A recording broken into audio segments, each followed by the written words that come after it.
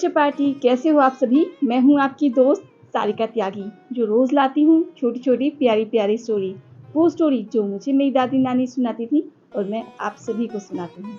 वो स्टोरी जिनसे मुझे बहुत कुछ सीखने को मिलता था और मज़ा भी बहुत आता था। जैसा कि आप सभी जानते हैं कि हमने विक्रम बेताल वाली सीरीज स्टार्ट की हुई है, जिसमें आपने सुना था कि जो एपिसोड थे, जो लास्ट स्टोरी थी, उसका दी एंड हो चुका था, उसकी समाप्ति हो चुकी थी। आज फिर से जो राजा विक्रम है, फिर से बेताल के पास जाएंगे और बेताल को अपने कंधे पर लटका कर लेकर आएंगे और फिर से बेताल एक नई कहानी सुनाएगा। आइए सुनते हैं आज की एक नई कहानी। एक बार फिर राजा विक्रम बरगद के पेड़ की ओर वापस चला और शव को उतारकर फिर से अपने कंधे पर डालकर साधु की ओर बढ़ चला। बेताल ने फिर राजा से कहा, राजन, मैं जानता हूँ कि किसी और के कार्य को सिद्ध करने के लिए तुम स्वयं कितना कष्ट उठा रहे हो, परंतु इस संसार में ऐसे भी लोग हैं जो अपना स्वयं का काम भी नहीं करना चाहते। वे लोग किसी भी प्रकार का दायित्व नहीं निभाना चाहते और जब तक कोई दूसरा व्यक्ति उन्हें मार्गदर्शन नहीं देता, तब तक वे लोग अपने कर्तव्यों से दूर भागते रहते हैं। अब मैं तुम्हें एक ऐसे ही व्यक्ति की कथा सुनाता हूँ। ध्यान से सुनो। एक बार की बात है, जयापुरी नामक राज्य में राजा जयदेश राज किया करता था।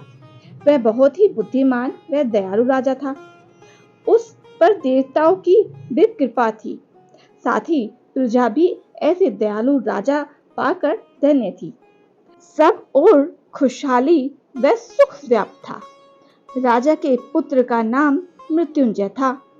जैसे जैसे राजा वृद्ध होता गया, वैसे वैसे उसकी चिंता भी बढ़ती चली गई।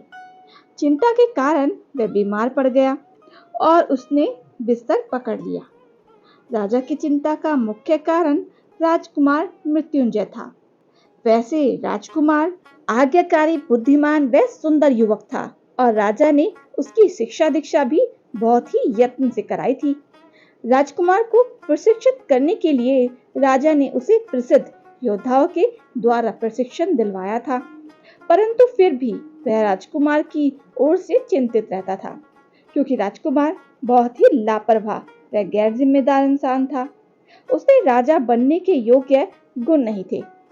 वह अपना सारा समय शिकार खेलने तथा अपनी चापलूस मित्र मंडली पर धन पाने की तरह बहाने में व्यतीत करता था। राजा जयदेव यह सोचकर अत्यंत परेशान था कि वह राजकाज का पूरा भार ऐसे लापरवाह इंसान को कैसे सौंप दे। एक दिन एक बहुत पहुंचा हुआ तपस्वी, जिसका नाम स्वामी जितेंद्रिय था, जयापुरी में पहुंचा। राजा ने उसका भरपूर स्वागत सत्कार किया तथा उसे भोजन आदि करवाया। उसके बाद विशेष अतिथि गृह में उसके विश्राम की व्यवस्था की। स्वामी जितेंद्रिय ने राजा के माथे पर उभरी चिंता की लकीरें देखी। यह देख वह राजा के पास गया और एकांत पाने पर उसने राजा से उसकी चिंता का कारण पूछा। राजा जयदेव ने तपस्वी को राजकुमार मृत्युंजय की लापरवाही व उद्दंडता के विषय में सब कुछ बता दिया। राजा की बात सुनकर तपस्वी बोला, राजन, आप चिंता मत करिए, मैं आपकी समस्या का समाधान अच्छी तरह जानता हूँ। आप केवल राजकुमार मृत्युंजय को मेरे पास भेज दीजिए। यह कहकर तपस्वी ने वहां से प्रस्थान किया। तपस्वी की बात सुनकर राजा जयदेव के मन में थोड़ी आशा जागी। उसे लगा कि शायद जितेंद्रिय राजकुमार को सही राह पर ले आएंगे। अगले दिन राजा ने राजकुमार को तपस्वी के पास जाने की आज्ञा दी। तपस्वी के पास पहुंचकर उसने तपस्वी को नमस्कार किया। वह बोला, महात्मन, मेरे पिताजी ने मुझे आपके सम्मुख उपस्थित होने के लिए कहा है। आपसे मिलकर मैं अपने आप को बहुत भाग्यशाली मान रहा हूँ। कहिए, मेरे लिए क्या आज्ञा है। मुझे आपकी सेवा करने का अवसर प्रदान कीजिए। राजकुमार की बात सुनकर तपस्वी मुस्कुराया और बोला, पुत्र, मैं जानता हूँ कि तुम एक बहुत ही साहसी युवक हो। मुझे किसी कार्य में तुम्हारी सहायता चाहिए। महात्मन, आपकी सेवा का सौभाग्य प्राप्त करके मुझे अति गर्व महसूस होगा। बताइए, मैं किस प्रकार आपकी सहायता कर सकता हूँ? राजकुमार मृत्युंजय ने कहा। राजकुमार, मैं तुम्हें एक घड़ा दूंगा। उस घड़े में अनेकों दुर्लभ जड़ी बूटियों का रस भरा हुआ है। उन दुर्लभ जड़ी बूटियों को एकत्र करके उनका रस निकालने में मुझे बहुत मेहनत करनी पड़ी है। उस रस का प्रयोग एक विशाल यज्ञ में किया जाने वाला है, जो एक दिन के बाद मेरे आश्रम में आयोजित किया जाएगा। उस रस के बिना वह यज्ञ संपूर्ण नहीं हो सकता, और अगर वह यज्ञ पूरा नहीं हुआ तो देवता क्रोधित हो उठेंगे। फलस्वरूप मैं तथा मेरे शिष्यों के प्राण संकट में पड़ जाएंगे। तपस्वी की यह बात सुनकर राजकुमार बोला, महात्मन, बताइए, मैं क्या कर सकता हूँ और मैं आपके किस काम आ सकता हूँ? आपका कोई भी कार्य करके मैं सभी को भाग्यशाली समझूंगा। पुत्र, मुझे कुछ आवश्यक कार्य आ पड़ा है, इसलिए मैं अभी आश्रम के लिए नहीं निकल सकता। परंतु इस घड़े का जल्दी से जल्दी आश्रम पहुंचना अति आवश्यक है।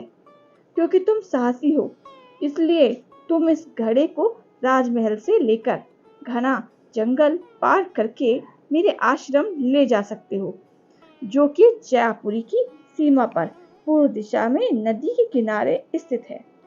परंतु तुम्हें इस बात का पूर्ण रूप से ध्यान रखना होगा कि रस की एक भी बूंद धरती पर नहीं गिरनी पाए। यह कार्य कठिन अवश्य है, किंतु असंभव नहीं। सो यही कार्य करने के लिए मैंने तुम्हें यहाँ पर बुलाया है। तपस्वी ने राजकुमार मृत्युंजय से कहा।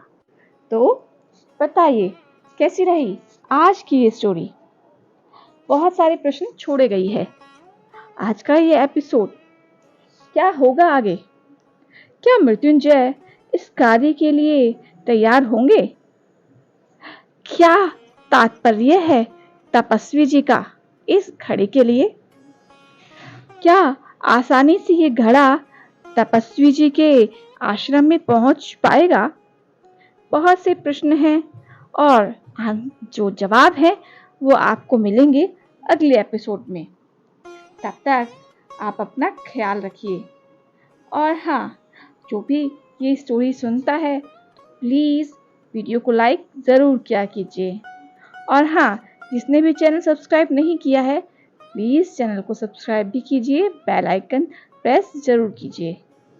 आपका बहुत बहुत धन्यवाद होगा। मिलते हैं हम आपको अगले एपिसोड में। तब तक के लिए बाय बाय।